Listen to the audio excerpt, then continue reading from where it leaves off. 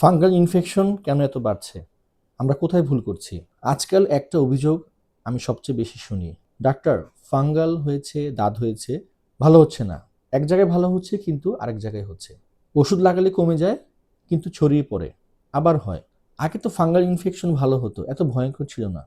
এখন কেন এটা এত বাড়ছে? কেন এখন এটা এত ভয়ঙ্কর হচ্ছে? আসসালামু আলাইকুম। আপনাদের সাথে আছি আমি ডক্টর মশির মতিন। কাজ করছি ইন্টিগ্রেটেড মেডিকেয়ারে as a functional and aesthetic dermatologist হিসেবে। আজকে আমি খুব গুরুত্বপূর্ণ বিষয় নিয়ে আলোচনা করব, যেটার নাম হচ্ছে ফাঙ্গাল ইনফেকশন। আসুন জেনে নিই ফাঙ্গাল ইনফেকশনটা আসলে কি।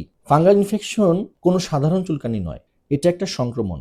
ঘাম, আর্দ্রতা, গরম পরিবেশ এগুলো ফাঙ্গাসের সবচেয়ে বেশি ভালো প্রিয় জায়গা। তাই সাধারণত ফাঙ্গাস হয় কুচকিতে, বগলে, পায়ের আঙ্গুলে, স্তনের নিচে, কোমরের আশেপাশে।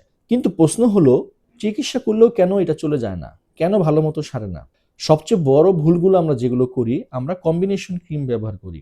এখানেই আমরা সবচেয়ে বড় ভুলটা করি। ফার্মেসি থেকে সহজে পাওয়া যায় কিছু কম্বিনেশন ক্রিম আছে, যেখানে স্টেরয়েড থাকে, অ্যান্টিফাঙ্গাল ড্রাগ থাকে, অ্যান্টিবায়োটিক থাকে। শুরুতেই আমরা এগুলো ব্যবহার করি এবং এতে চুলকানি কমে, লাল ভাব চলে যায়, রোগীরাও কিন্তু খুশি হয়। কিন্তু ভিতরে ভিতরে কিন্তু ফাঙ্গাস আরো শক্তিশালী হয়ে ওঠে। এটাই স্টেরয়েড মডিফাইড ফাঙ্গাল ইনফেকশনের প্রধান কারণ। এই কারণেই আজ ফাঙ্গাল এত এত বেশি ছড়াচ্ছে। তাহলে কেন বারবারই ফাঙ্গাস ফিরে আসছে আমরা জানি। তারপরে আমি আবার বলছি, ফাঙ্গাল ইনফেকশন বারবার ফিরে আসার যে গুরুত্বপূর্ণ কারণ, তার মধ্যে একটি তো হচ্ছে স্টেরয়েড, আরেকটি হচ্ছে অসম্পূর্ণ চিকিৎসা। নিজের ইচ্ছে মতো ওষুধ বন্ধ করে দেওয়া, একই তোয়ালে একই কাপড় চোপড় ব্যবহার করা, ঘাম শুকানোর অভ্যাস যদি না থাকে, শরীরে যদি ঘাম না শুকান ঠিক মতো, তাহলেও কিন্তু ফাঙ্গাস সেখানে বাসা বাঁধে। এছাড়া আপনার আনহেলদি লাইফস্টাইল যদি থাকে, আপনারা যদি স্টেরয়েড ক্রিম ব্যবহার করেন, তাহলেও কিন্তু এটা হয়। স্টেরয়েড কেন এত ক্ষতি করে? অনেকেই বলেন, ডাক্তার এই ক্রিমে তো কাজ হচ্ছিল, আমার চুলকানি কমছিল, লাল ভাব চলে যাচ্ছিল, কিন্তু ফাঙ্গাস কিন্তু মরছিল না। ফলে স্কিনের রং বদলে যাচ্ছে, ইনফেকশন আরও ছড়িয়ে পড়ছে, চিকিৎসা কঠিন হয়ে যাচ্ছে, সময় এবং খরচ দুটাই বাড়ছে। তাই এই ভুলটা কিন্তু এখন বন্ধ করা দরকার। তাহলে সঠিক করণীয়টা কি? আপনার যদি ফাঙ্গাল ইনফেকশন থাকে, নিজে নিজে কোনো ক্রিম ব্যবহার করবেন না। স্টেরয়েড যুক্ত ক্রিম অবশ্যই এড়িয়ে চলবেন। ফার্মেসি থেকে স্টেরয়েড যুক্ত ক্রিম আনবেন না এবং চিকিৎসকের দেওয়া কোর্সটি সম্পূর্ণ করবেন।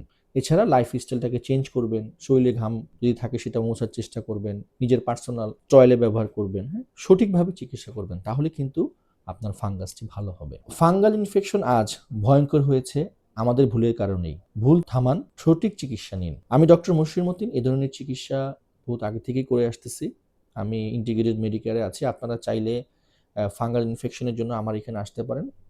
আমরা ফাঙ্গাল ইনফেকশন এখানে খুব আধুনিকভাবে চিকিৎসা করে থাকি।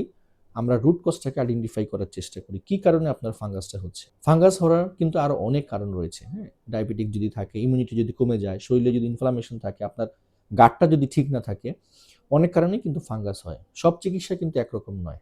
তাই আপনার বুঝতে হবে যে আপনার কি সমস্যা হচ্ছে। তাই আমি বলব, আপনারা আপনার রুট কজটাকে আইডেন্টিফাই করুন।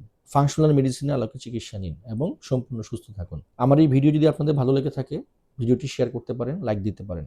আসসালামু আলাইকুম। ভালো থাকেন।